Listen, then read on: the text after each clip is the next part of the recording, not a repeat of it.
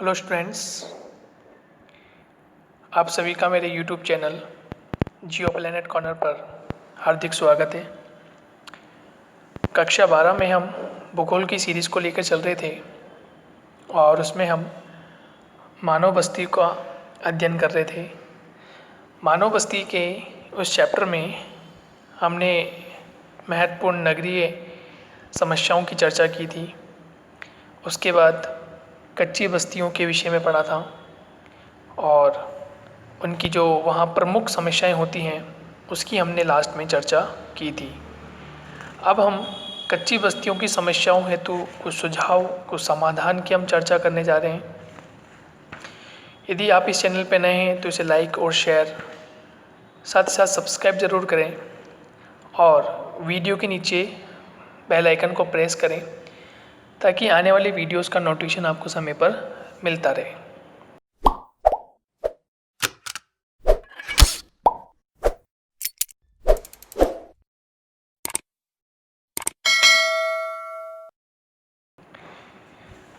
आइए आज हम शुरुआत करते हैं कच्ची बस्तियों की समस्या हेतु कुछ महत्वपूर्ण सुझावों की। समस्या की चर्चा हमने की थी कि अस्वास्थ्यपूर्ण पर्यावरण, सड़कों का अभाव, शौचालय जैसी मूलभूत सुविधाओं का अभाव, शिक्षा हेतु विद्यालयों का अभाव, अल्प पोषण से विभिन्न रोगों को खतरा, कानून एवं स्वास्थ्य व इनकी व्यवस्था किस प्रकार हो उसको बनाए रखने की समस्या।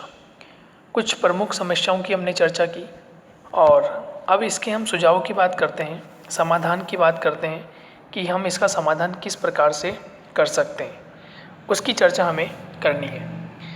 देखिए, नंबर 1 जो समस्या का हमें समाधान करना है उसमें सबसे पहली समस्या का समाधान है कि सरकार द्वारा निम्नतम दर पर आवास उपलब्ध करवाना। ये बहुत ही अच्छा समाधान है।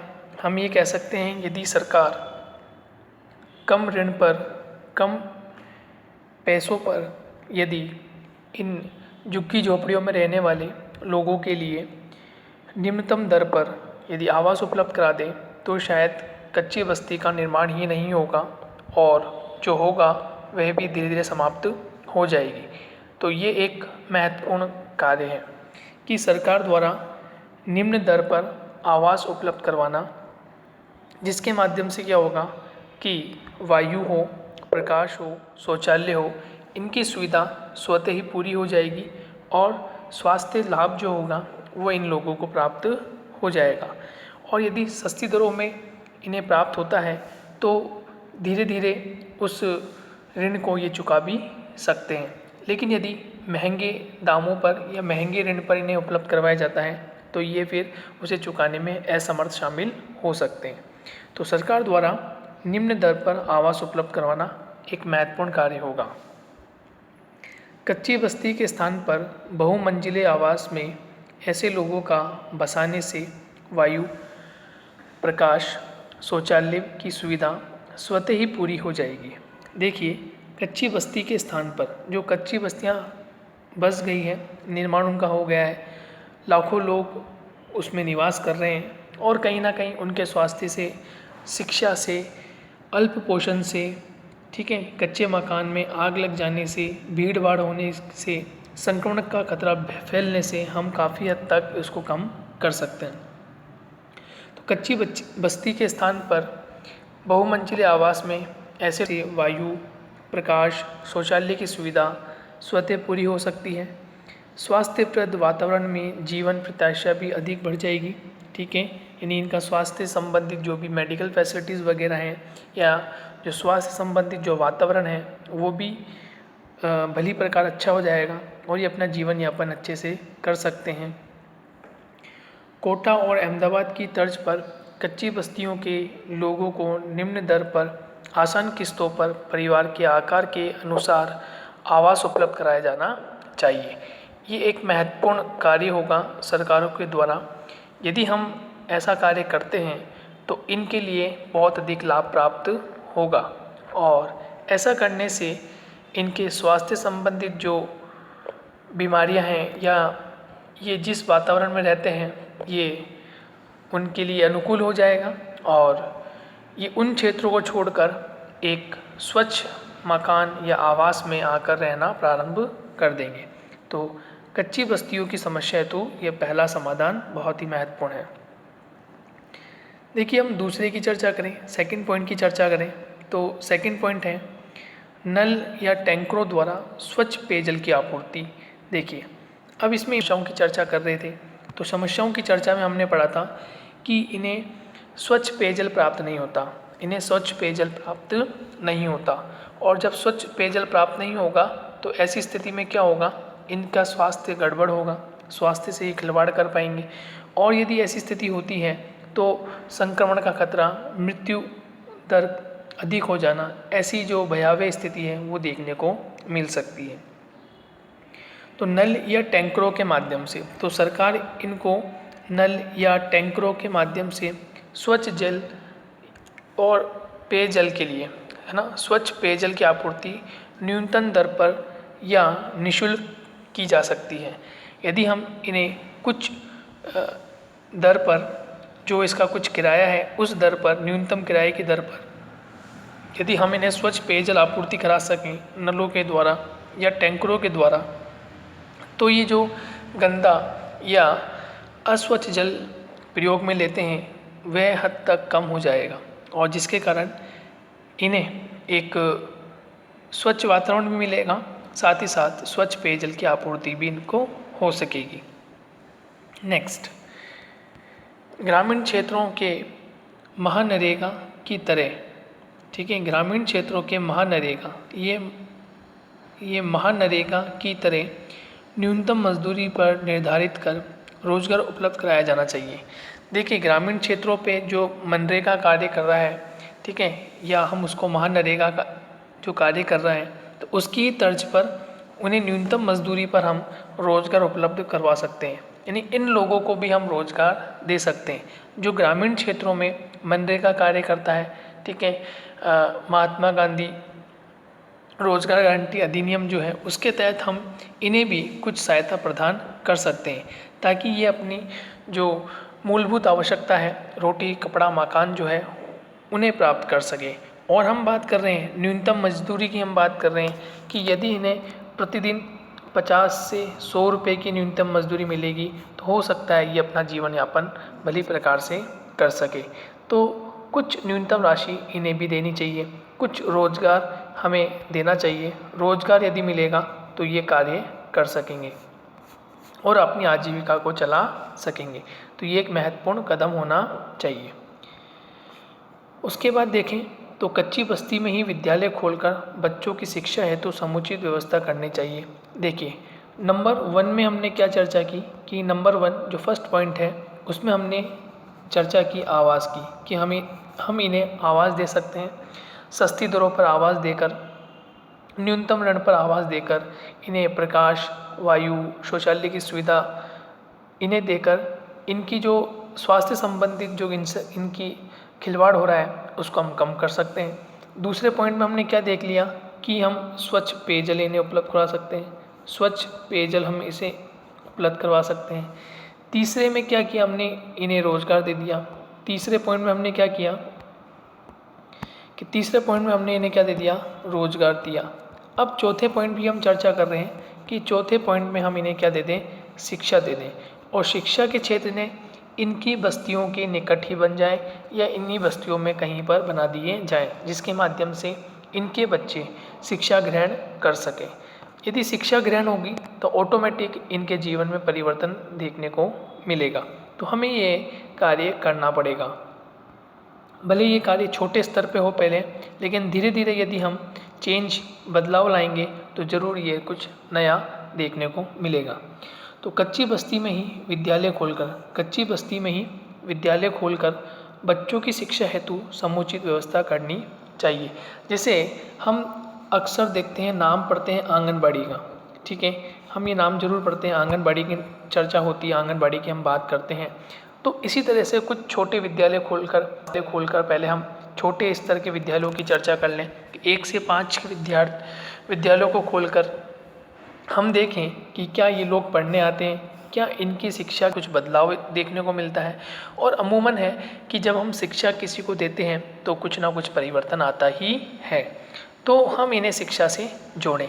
शिक्षा से जोड़ने का एक मजबूत और अहम फैसला हो जाने के बाद हो सकता है कि इनके जीवन परिवर्तन में कुछ बड़ा परिवर्तन हमें देखने को मिले। नेक्स्ट फिर हम देखें कि कच्ची बस्तियों के पास सामुदायिक स्वास्थ्य केंद्र खोलकर निःशुल्क चिकित्सा उपलब्ध कराई जानी चाहिए। तो ये भी एक महत्वपूर्ण कदम होना चाहिए कि हम क्या कर सकते हैं कि कच्ची बस्तियों के पास सामुदायिक स्वास्थ्य केंद्र खोलकर निःशुल्क, ठीक है, हम देखते हैं कि हर राज्य सरकार जो होती है वो निःशुल्क चिकित्सा पद्धति या निःशुल्क चिकित्सा, ठीक है, इलाज देती है। गवर्नमेंट हॉस्पिटल जितने भी होते हैं, तो क्यों ना हम क्या कर सकते हैं कि कच्ची बस्तियों के पास ही जो सामुदायिक स्वास्थ्य केंद्र होते हैं उनको हम खोल दें, उन सेंटर्स को हम खोलें और इन्हें भी हम निःशुल्क चिकित्सा उपलब्ध कराएं, जिसके माध्यम से ये अपने स्वास्थ्य की जानकारी प्राप्त कर सके। इनके स्वास्थ्य से कोई गड़बड़ होती है, कोई इनके शरीर में कोई बीमारी उपज जाती है, बीमारी पनपने लगती है, तो उसका भी ये क्या कर सके, निराकरण कर सके। तो ऐसी हम ये क्रिया कर सकते हैं। तो हम क्या करें कि सामुदायिक स्वास्थ्य केंद्र हम बना लें, जिसके माध्यम से इन्हें निःशुल्क चिकित्सा उपलब्ध कराई जा सके। उसके बाद हम ग्रामीण क्षेत्रों में रोजगार के साधन उपलब्ध कराएं, जिसके माध्यम से नगरीय क्षेत्रों में प्रवास कम हो। तो ये सबसे इम्पोर्टेंट है, ये सबसे महत्व की थी कि उन कच्ची बस्तियों में, ठीक है, जो नगरीय कच्ची बस्तियां हैं, उन कच्ची बस्तियों में विशेषकर वही लोग आते हैं जो रोजगार प्राप्त करने के लिए, शिक्षा प्राप्त करने के लिए या अन्य कोई, ठीक है, अन्य कोई क्रियाकलाप करने के लिए कहाँ से, ग्रामीण क्षेत्रों से। कहाँ से आते हैं? ग्रामीण क्षेत्रों से। और कहाँ की ओर आते हैं? शहरी क्षेत्रों की ओर। तो ग्रामीण क्षेत्रों से शहरी क्षेत्रों की ओर, ग्रामीण क्षेत्रों से शहरी क्षेत्रों के कारण आने में यहाँ पर इन्हें उपलब्ध मकान नहीं मिल पाता, ठीक है, इनके पास रोजगार ऑलरेडी नहीं होता। जब रोजगार नहीं होगा, ठीक है, कुछ पैसे नहीं होंगे, पॉकेट में धनराशि नहीं होगी, तो ये अच्छे मकान नहीं खरीद पाएंगे और फिर उन्हें ऐसी झुग्गी झोपड़ियों में रहने को मजबूरी उनकी हो जाती है कि वो झुग्गी झोपड़ियों में फिर रहना शुरू कर देते हैं। तो हम क्या करें कि ग्रामीण क्षेत्रों में हम पहले ही ये सुविधा कर लें कि ग्रामीण क्षेत्रों में रोजगार उपलब्ध कराएं जाने चाहिए, जिसके माध्यम से नगरीय क्षेत्रों में प्रवास क्या हो, कम से कम हो। यदि गाँवों से लोग, ग्रामीण क्षेत्रों से लोग शहरों में नहीं आएंगे तो शहरों के लोगों को भी रोज़गार मिल जाएगा, उन्हें रहने की सुविधा उन्हें मिल जाएगी, आवास उन्हें मिल जाएगा, स्वच्छ पेयजल उन्हें मिल जाएगा, ठीक है। जबकि ग्रामीण क्षेत्रों में यदि रोज़गार उपलब्ध होता है, ग्रामीण क्षेत्रों में यदि रोज़गार के साधन, रोज़गार उपलब्ध होता है, तो ग्रामीण क्षेत्रों के जो युवा वर्ग हैं या ग्रामीण क्षेत्र की जो जनसंख्या है वो अपने गाँवों में ही निवास करेगी। तो इसके लिए भी ये बहुत महत्वपूर्ण है। चौड़ी सड़कों का निर्माण करना, चौड़ी सड़कों का निर्माण करना, हम देखते हैं कि जो हमारा परिवहन विभाग है, ठीक है, सड़क यातायात विभाग जो है वो विभिन्न क्रियाकलाप करता है और कहीं ना कहीं मेगा हाईवेज़, ठीक है, 4 लेन 6 लेन इस तरह के जो मेगा हाईवेज़ वगैरह होते हैं, जो सड़कें होती हैं, उनको बना रहा है और जिसके माध्यम से यातायात सुगम हो सके, स्पीडली हो सके और समय की बचत भी हो सके। तो इसलिए हम चौड़ी सड़कों का निर्माण भी कर रहे हैं। लेकिन हमें करना क्या है, शहरों के आंतरिक भागों में जो बड़े बड़े शहर हैं, चाहे वह जयपुर हो, दिल्ली हो, मुंबई हो, ठीक है, चेन्नई हो, कलकत्ता हो, अहमदाबाद हो, ऐसे बड़े बड़े शहरों के जो निकट आंतरिक भागों में जो ये बस्तियाँ रहती हैं, उन बस्तियों में भी हमें क्या करना चाहिए, चौड़ी सड़कों का निर्माण करना चाहिए, ताकि ये लोग स्वच्छंद रूप से शहर की तरफ आ सकें, शहर के लोगों से मिल सके, शहर के लोगों को देख सकें, जिसके माध्यम से देखने से भी इनके रहन सहन में, खान पान में, स्वास्थ्य संबंधित परिवर्तन आना एक महत्वपूर्ण कार्य हो जाता है। तो हो सकता है कि ये कुछ देखकर, कुछ सीखकर ये कार्य कर सकें। भूमि की उपलब्धता होने पर बगीचों की व्यवस्था करना, तो जब भूमि की उपलब्धता होगी तो बगीचों की व्यवस्था हो जाएगी। लेकिन इन कच्ची बस्तियों में हम देखते हैं कि भूमि की उपलब्धता हमें देख मिलती है, क्योंकि बहुत पास मकान बने हुए होते हैं, मकानों से घिरा हुआ एक पूरा क्षेत्र होता है और उसके पास में से गंदा या मटमैला जो जल होता है, उद्योगों से निकला हुआ जल होता है, रासायनिक इंडस्ट्री वगैरह से निकला हुआ जल होता है, या सीवरेज से निकला हुआ जल होता है, वो पास से निकल रहा होता है, या कोई बड़ा नाला होता है, शहर का कोई बड़ा नाला होता है, वो उसके निकट से निकल रहा होता है।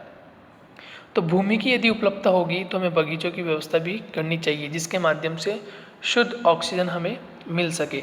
लेकिन ये हम देखते हैं कि इन बड़े शहरों में इस प्रकार की जो कॉलोनीज कच्ची बस्तियाँ होती है, वो उनमें ये देखने को नहीं मिलता। ठीक है, तो हमें क्या करना है, हमें इन्हें आवास उपलब्ध करवाना है, इन्हें स्वच्छ पेयजल उपलब्ध करवाना है, रोजगार के साधन इन्हें उपलब्ध करवाना है, शिक्षा के क्षेत्र से जोड़ना है, निःशुल्क स्वास्थ्य संबंधित जो भी इलाज है वो इन्हें देना है। ग्रामीण क्षेत्रों में हमें क्या करना है, रोजगार उपलब्ध करवाना है ताकि ये शहरी क्षेत्रों की ओर ना आए, और सड़कें चौड़ी हों और भूमि की उपलब्धता होने पर इन्हें बगीचों की व्यवस्था की जाए। उसके अलावा हम इन्हें स्वरोजगार के लिए ऋण उपलब्ध करवा सकते हैं। ठीक है, यदि ये खुद रोजगार प्राप्त कर, हम इन्हें कम मात्रा में, कम प्रतिशत दर पर हम इन्हें ऋण उपलब्ध करा सकते हैं ताकि ये अपना कुछ उद्योग धंधा खोल सके और अपना जीवन यापन कर सके। परिवार कल्याण कार्यक्रम अपनाने पर जोर देना चाहिए। यस, ये भी बहुत इम्पोर्टेंट है कि परिवार कल्याण कार्यक्रम की हमें किस प्रकार से परिवार को चलाना है, परिवार के भरण पोषण के लिए हमें क्या कार्य करने हैं, हमें जनसंख्या को हम किस तरह सीमित रख सकते हैं, उसके लिए हमें कार्य करना है। तो परिवार में होने वाली जो घरेलू हिंसा है उसको हम किस तरह से कम कर सकते हैं, ठीक है, या किस तरह समाप्त कर सकते हैं, या हमें महिलाओं और बालिकाओं की किस प्रकार से हम सुरक्षा कर सकते हैं, ये सब कुछ परिवार कल्याण कार्यक्रम के तहत, नुक्कड़ नाटक के तहत या छोटी लघु नाटिका के तहत हमें ये कार्य करना होगा, जिसके माध्यम से ये जो कच्ची बस्तियों में रहने वाले जो निवासी वो सीख सकें और अपने जीवन स्तर को ऊंचा उठा सकें। कानून एवं स्वास्थ्य को सुचारू रूप से बनाए रखना, ये भी बहुत महत्वपूर्ण है कि कानून एवं स्वास्थ्य को सुचारू रूप से बनाए रखना जरूरी है। कानून व्यवस्था का जरूर ध्यान रखें। यदि कानून व्यवस्था का ध्यान होगा तो ये फिर आगे अपने जीवन को एक सही राह पर ले जा सकते हैं। शिक्षा के क्षेत्र खुलने चाहिए जिसके माध्यम से इन्हें सही और गलत का पता हो। स्वच्छ पेयजल की राह खुलनी चाहिए। स्वच्छ पेयजल से स्वास्थ्य को, जो इनको गंदे पानी से या अन्य किसी पानी जल को ही जब ग्रहण करते हैं तो इनके स्वास्थ्य को खतरा होता है। यदि हम इन्हें स्वच्छ पेयजल उपलब्ध करवाएंगे तो हो सकता है कि इनका जो स्वास्थ्य संबंधित जो विभिन्न तरह के जो घटक है वो काफ़ी हद तक कम हो सके। तो ये था कच्ची बस्तियों की समस्या हेतु समाधान। उससे पहले हमने पढ़ लिया है कि कच्ची बस्तियों में कौन कौन सी समस्याएं होती हैं। देखिए, बोर्ड पैटर्न पे क्वेश्चन यदि आता है तो इसी तरह से आने की संभावना होती है कि नगरीय कच्ची बस्तियों की समस्याएं कौन कौन सी होती है। एक क्वेश्चन तो ये बन जाता है, ठीक है, उसमें आप पॉइंट टू पॉइंट, यानी कि पहला पॉइंट आप ऐसा लिख सकते हैं कि सड़कों का अभाव, उसमें आप 2-3 पॉइंट लिख सकते हैं सड़कों के अभाव में कि सड़कें कच्ची होती हैं, ठीक है, सड़कें जहाँ कहीं पक्की भी है तो ऊबड़ खाबड़ सड़कें हैं, ठीक है, टूटी फूटी सड़कें हैं, या फिर सड़कें इस तरह की हैं कि वहाँ से जाना लगभग यूँ समझ लीजिए कि जान को खतरा जैसा एक संकेत मिल जाता है, ठीक है। तो सड़कों का अभाव हमें पाया जाता है। पेयजल, स्वच्छ पेयजल की कमी देखने को मिलती है, ठीक है। उसके अलावा शिक्षा के क्षेत्र नहीं होना, शिक्षा है तो विद्यालय का अभाव पाया जाना, ये हम लिख सकते हैं। उसके अलावा हम कम मजदूरी मिलना, जान को जोखिम में डालना, ये हम इसमें बता सकते हैं। अल्प पोषण के विभिन्न रोगों का खतरा, ये हम बता सकते हैं, ठीक है। अत्यधिक भीड़ भाड़ होने के कारण संक्रमण का खतरा, ये हम उस पॉइंट में लिख सकते हैं। तो इस प्रकार से हम क्या करें कि एनालिसिस कर सके कि क्या समस्या और क्या समाधान है। जो समस्या हम बता रहे हैं वही समाधान हमें करने हैं, जो समस्या हम बता के चल रहे हैं वही समाधान हमें उसमें करने हैं। तो समस्या और समाधान, यदि आप समाधान पढ़ लेते हो, ठीक है, तो समस्या ऑटोमेटिक समझ में आ जाएगी, और समस्या पढ़ लेते हैं तो समाधान अपना आप समझ में आ जाते हैं। क्योंकि अभी हमने चर्चा की कि हमें क्या मिले, हमें निःशुल्क चिकित्सा सुविधा मिले।